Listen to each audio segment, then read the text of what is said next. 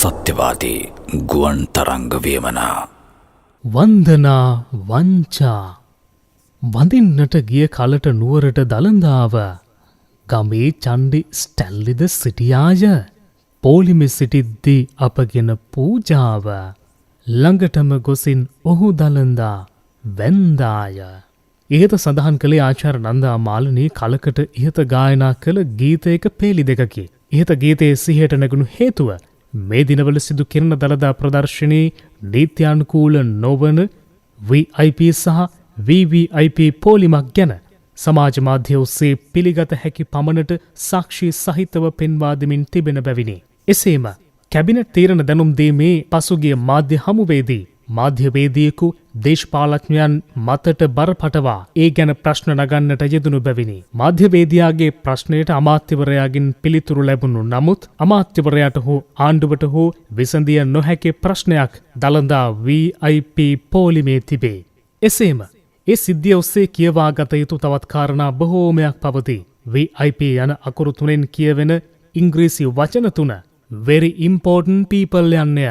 very important people යන්න එනම් ඉතා වැදගත් පුද්ගලයන් යන්නයි. VVIP යනු ඊටත් එහා එකකි. very very important people හෙවත් අතිශය වැදගත් පුද්ගලයන් යන්නයි. දළදා වන්දනා කරවීමේදී මේ පුද්ගලයන් වැදගත් වී ඇත්තේ කාටද කුමකටද යන්න කල්පනා කළ යුතුව තිබේ. වැදගත් යනු හෝ වැදගතුන් යනු සිංහල ක්‍රමයට මහත්මා ගුණ සහිත වැනි අරුද්දනවන වචනයක් වේ. වැදගත් නෝන කෙනෙක් වැදගත් මහත්තයෙක් යන්නෙන් අදහස් කරන්නේ සමාජ ගෞරවයට පාත්‍රව දිවිගෙවන්නේ යන්නයි.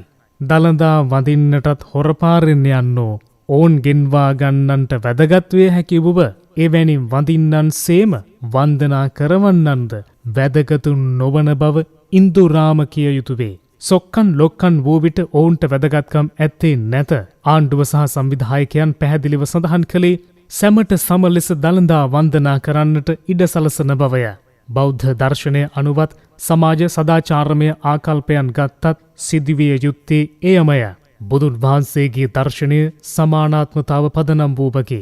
සෝපාක සහ රාහුල කුමරු අතර වෙනසක් උන්වහන්සේගේ සසුනේ තිබුණේ නැත. දළදා ප්‍රදර්ශනයේ බෞද්ධ දර්ශනය පදනම් කරගෙන පවත්වන්නට සංවිධායකයෝ මුලින්ම තීරණය කළහ. එනම් කවුරුත් පෝලිමේ දළදා වැඳීමයි. වෙනදා මෙවන් තීරණ කඩන්නේ දේශපාලකයන්ය. එහෙත් මේ වතාවේ ආණ්ඩුවේ සහ විපක්ෂයේ දේශපාලඥයන් තමන්ගේ වැදගත්කම මනා ලෙස රැකගත්හ. එනම් බලය පෙන්වා දළදා වන්දනාවට කිසිදු දේශපාලඥයෙක් කටයුතු කළේ නැත. මහනුවරටගේ විපක්ෂ නායකවරයාත් තම බලය උපයෝගී කරගෙන දළදා වන්දනා කරන්නට උත්සාහ කළේ නැත. පසුගිය සමයේ ජනතාව කීවේ පාර්ලිමේන්තුවේ 225ම දියවන්නාවට ඇද දැමිය යුතු බවයි. 225ම නැති වුවත් ජනතාව පසුගිය මැතිවරණයෙන් පරණ පාර්ලිමේන්තුවේ 3න් 2ක්ම දියවන්නාවේ ගිල්ලා දැමූහ. දේශපාලනය යම් තරමකින් හෝ පිරිසිදු කරන්නට ජනතාවට හැකි වූ නමුත් ජනතා අභිලාෂයට අනුගත වෙමින් පිරිසිදු වන්නට සූදානම් නැති පිරිසක් සමාජයේ සිටිති.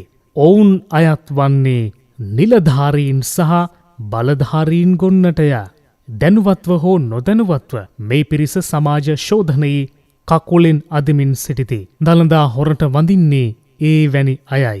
හොර පාරෙන් දළදා වඳින යම් කෙනෙක් වෙද්ද ඒ අය උදේ පාන්දර නගරයේ පිරිසිදු කරන්නට ස්වේච්ඡාවෙන් දායක වන තරුණ තරුණයන්ගෙන් දේවස්ථානවල දොර ඇර බෞද්ධයන්ට වැසිකිලි කැසිකිලි පහසුකම් සපයන බෞද්ධ නොවන පූජකවරුන්ගෙන් සහ ජනතාවගෙන් ආහාරපාන ආදියෙන් වන්දනා කරුමන්ට සංග්‍රහ කරන බෞද්ධ අබෞද්ධ ජනතාවගෙන් සැබෑ වැදගත්කම ඉගෙනගත යුතුය. බුදුන් වැඳීමේදීත් වැන්දවීමේදීත් හොරකම් කරන්නෙකු වෙත්නම් ඔහු උප්පැන්නයෙන් මිස සැබෑ බෞද්ධයෙක් නොවේ. දළදා මාලිගයට ඇතුළු වන්නට හොර කෙටි පාරවල් තිබිය හැකි වුවත් නිර්වාණ මාර්ගයේ හොර කෙටි පාරවල් නැති බව සැබෑ බෞද්ධයෝ දනිති. ඒ බව නොදන්නෝ තරාතිරම කුමක් වුවත් බුදුදහම නොදනිති. එවන් පිරිසට කළ යුත්තේ කුමක්ද? ඒ ගැන කල්පනා කළ යුතුව තිබේ. පිටපත අනුරකේ ඉදිරි සූර්ය ඉදිරිපත් කිරීම අනුරුද්ධ සේනාධිලංකාර